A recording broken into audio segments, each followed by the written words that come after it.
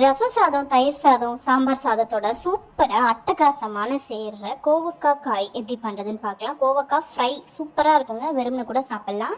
எப்படி பண்ணுறதுன்னு இப்போ பார்க்கலாம் வாங்க. கோவக்காவை இந்த மாதிரி ரவுண்டாக குட்டி குட்டியாக கட் பண்ணி வச்சுக்கோங்க.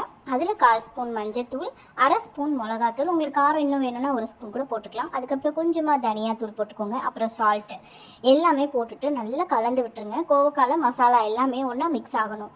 இதை ஒரு 10 நிமிஷம் அப்படியே மூடி வச்சுருங்க. 10லேருந்து 15 நிமிஷம் ஊறட்டும். அதுக்கப்புறமா ஒரு கடாயில் கடுகு உளுத்தம்பருப்பு போட்டு நல்லா தாளிச்சுக்கோங்க. அதுக்கப்புறமா நம்ம இது வச்சுருக்கோம் இல்லையா, மேரினேட் பண்ணி அந்த கோவக்காவை எடுத்து நல்லா பெரட்டி எடுங்க. அடுப்பை மீடியம் ஃப்ளேமில் வச்சு பண்ணுங்கள். சில பேருக்கு கோவக்காய் நல்லா கொஞ்சம் தீஞ்சி இருந்தால் ரொம்ப பிடிக்கும். எனக்கு அந்த மாதிரி ரொம்ப பிடிக்குங்க. இங்கே பாருங்கள், நல்லா ஃப்ரை பண்ணிகிட்டே இருங்க. கொஞ்சம் வேகிற வரைக்கும் மூடி போட்டு மூடி வச்சுருங்க. அதுக்கப்புறமா மூடி போடணும்னு அவசியம் இல்லை. கொஞ்சம் நேரம் மட்டும் மூடி வைங்க, அது வேகிற வரைக்கும்.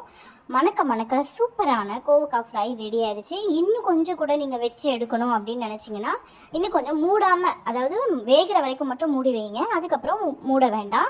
இந்த மாதிரி ட்ரை பண்ணி பாருங்கள். கோவக்காய் ஃப்ரை சூப்பராக இருக்கும்.